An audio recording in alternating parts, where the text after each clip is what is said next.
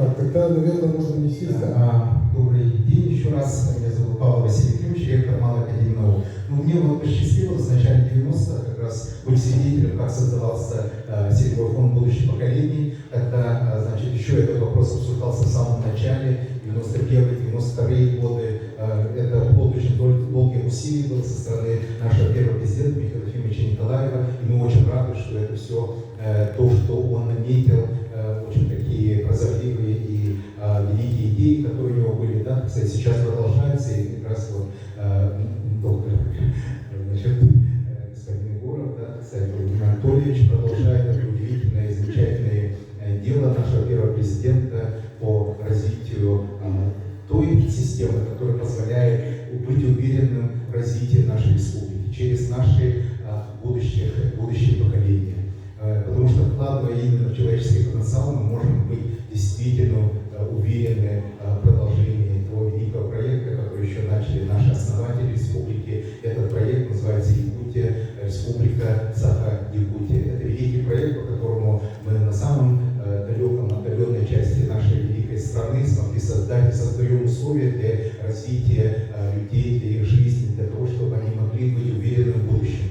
И как раз наша организация Малая Академия наук, которая в следующем году будет 25 лет отмечать, и ректором, и основателем как раз Малой Академии, одним из основателей нового его формата, Владимир Анатольевич является.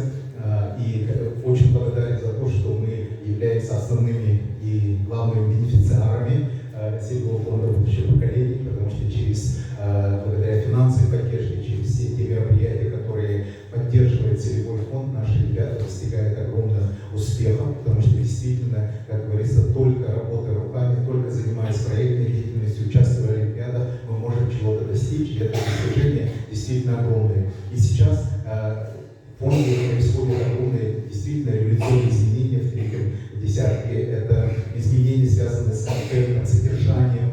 Фонд практически становится настоящим таким огромным инструментом для развития, который будет фокусировать энергию всех больших предприятий, индустрии в то, чтобы помочь настоящему нашим людям, жителям нашей республики, ее детям, которые представляют собой ее будущее поколение. Как раз в этом плане очень хочу поддержать замечательный проект. Это научно-технологический кластер «Детский край».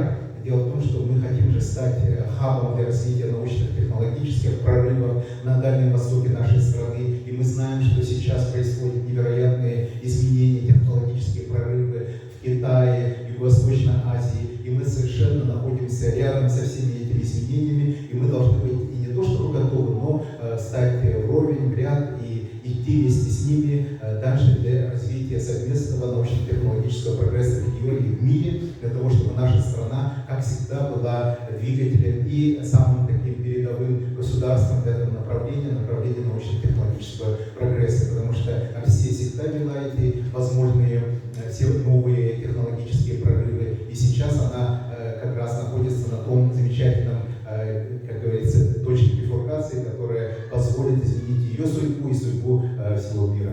Вот я поэтому очень благодарен тому, что у нас существует Селевой фонд будущих поколений. Спасибо огромное.